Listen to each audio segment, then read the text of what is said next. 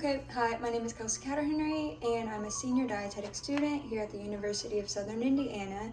So for my course, Nutrition 412, we have a metabolic pathway project, and within this project, I will be talking about the pathways that are specific to carbohydrates, proteins, lipids, and throughout this project, I've learned where all they connect and how they are used in our human metabolism. So to start off, I will be showing the key that I have here that explains the pathways. So let's see here. This is my key. So basically everywhere in this presentation, the yellow highlighted portions and then the orange arrows, those all show where the pathways connect. So for instance, this is a good example. So for this one, pyruvate is linked to glycolysis, and then it's shown by, the yellow highlight there just because arrows wouldn't go all the way around. And then the orange arrows here will link them together. So that's for that one. And then the purple colors and kind of like the highlighted bolder purple, those are specific to the niacin micronutrient. Same goes for pink being linked to riboflavin, and the green indicating KAK. And then the dark blue, which I only have one listed, is for thiamin.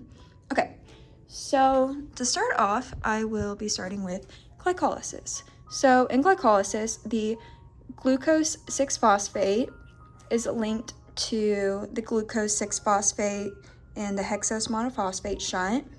It is also linked to, follow this arrow, glycogenesis. The glucose 1-phosphate here is also linked to glycogenesis. And then the fructose 6-phosphate is linked to the non-oxidative stage of the hexose monophosphate shunt. Let's see, what else do we got here? So pyruvate is linked to the TCA cycle. It is also can go to the glucose alanine cycle. Whenever pyruvate is converted to lactate, the lactate can then go all the way into gluconeogenesis right here.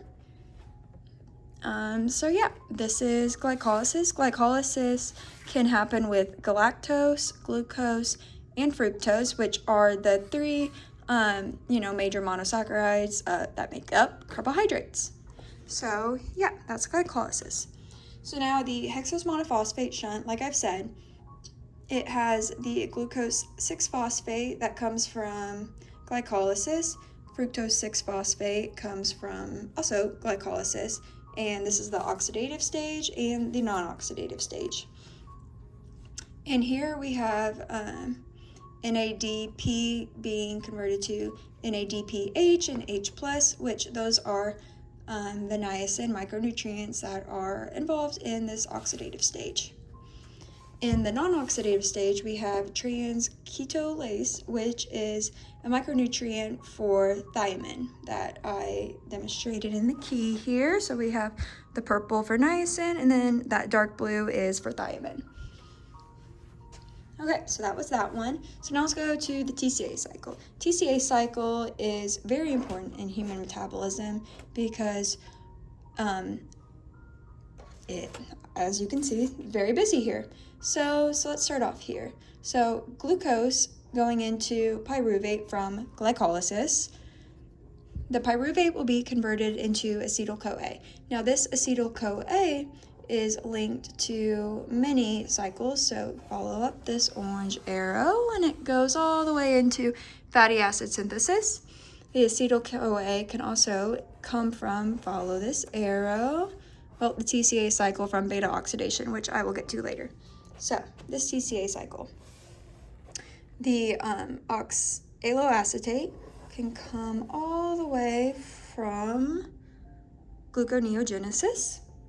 Go back here, and then if you see here, we have the other micronutrients. We have the niacin, we have the riboflavin, more niacin, and then we have CoA listed here. So yeah, this is the TCA cycle. And then fumarate, I almost forgot that. Fumarate right here is linked all the way. Follow this arrow to the urea cycle, which I will get to later. So yeah, that's fumarate. Now we go to glycogenesis. Glycogenesis, whenever this is the plasma membrane,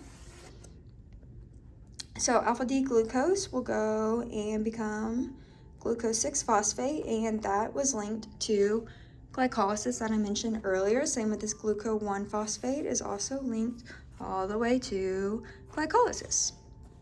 And then after these become glycogen, the glycogen can go all the way to glycogenolysis, or it can, see the second step, or it can go all the way to the glucose alanine cycle in the muscle. So yeah, this is glycogenesis. Now let's see, the fate of amino acid carbon skeletons. This is specific to protein. So this glucose from the cycle can come all the way from, come all the way from gluconeogenesis. And gluconeogenesis, which I will discuss later, but basically it's taking non-carbohydrate sources and turning them into glucose. And so yeah, that's how those are linked. And that is a reversal pathway right there, shown by the 2 arrows. Okay, so now glycogenolysis. Glycogenolysis is whenever that glycogen chain can be broken down into the residual end of glycogen and then the glucose 1-phosphate. So whenever this glucose 1-phosphate becomes glucose 6-phosphate, it can enter into the liver and kidney and become free glucose, or whenever there's an excessive amount, it can enter glycolysis, indicated by, orange arrow and the yellow highlight. That's how I got creative there. Anyways, so glycogenolysis, and then we go up to the glucose alanine cycle. Now this one is more for amino acids, proteins. Okay, so we have the muscle here, we have the blood, and then we have the liver. So in the muscle, we have that glycogen that can come from the glycogenesis that I previously mentioned. So go back up here, we have that glycogen there. Then that pyruvate that I talked about in that little example I had in the beginning, the pyruvate can come from glycolysis, and then this glucose in the liver can come from, follow the arrow, gluconeogenesis, because it is taking that, well, never mind, I'll discuss that later. So then we have the pyruvate here in the liver. The pyruvate can go all the way down.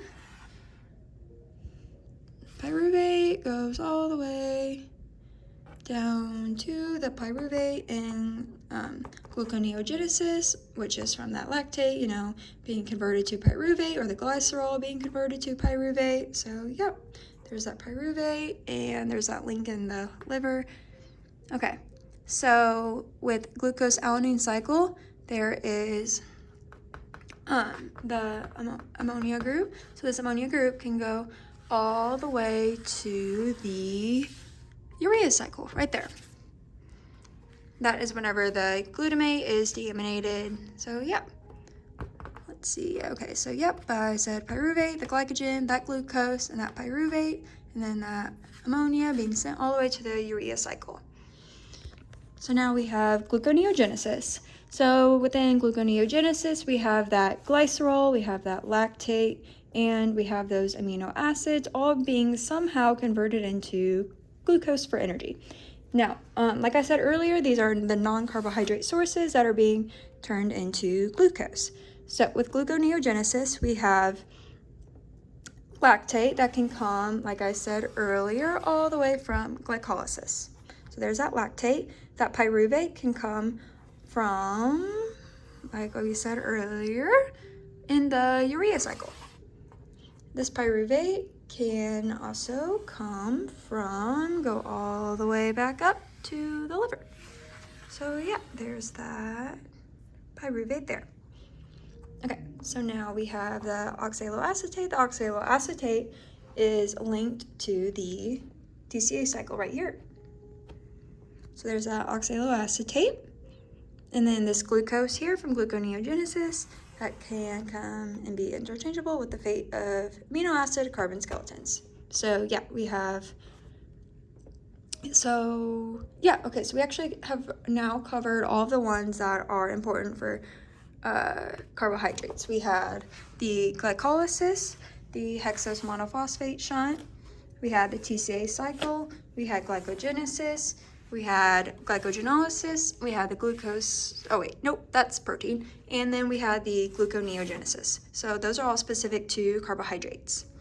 So now let's move back to beta oxidation that I've kind of talked about a little bit so far, but not entirely.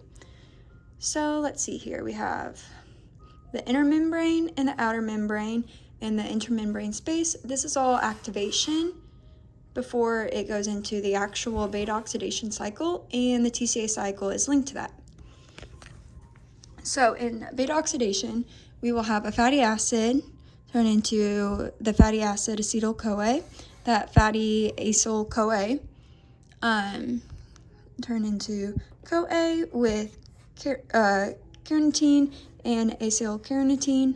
And yeah, these are all linked here. And then more into the beta oxidation stage here, we have this micronutrient, which is the riboflavin, and we have this micronutrient, which is the niacin, and then we have CoA right here. Okay, excuse me. So here we have the acetyl-CoA and the TCA cycle, and I showed that being indicated back to this acetyl-CoA here in the TCA cycle. That's right here. So this is beta oxidation. Now let's go into fatty acid synthesis here.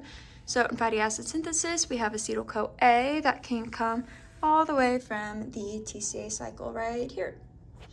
In the fatty acid synthesis, we have the micronutrient CoA right here being linked to convert citrate into oxaloacetate and acetyl-CoA.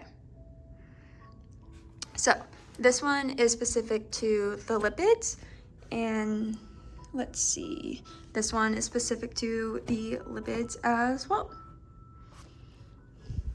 And the glucose alanine cycle, which is specific to proteins. I already talked about this one. Oh my gosh. Okay, so now we have the urea cycle. The urea cycle, we have the liver, and then the liver will have the ATP and the ADP. You got the ammonia that came from the glucose alanine cycle that I previously talked about. So we have fumarate, which is linked all the way down to the TCA cycle down here. We have pyruvate, which is linked all the way to gluconeogenesis. And then we also have the TCA cycle that has the acetyl-CoA and the oxaloacetate right there. So yeah, I think I pretty much covered everything. So just a little overview, we have glycolysis, hexose monophosphate shunt, we have the TCA cycle, we have glycogenesis, we have glycogenolysis, we have gluconeogenesis, and these are all specific to the carbohydrates. And then we have the urea cycle, the glucose alanine cycle, and the fate of amino acid that are specific to the amino acids and the proteins. And then we have beta oxidation and fatty acid synthesis that are specific to lipids. So yeah, there we go. And then got the key right here one more time.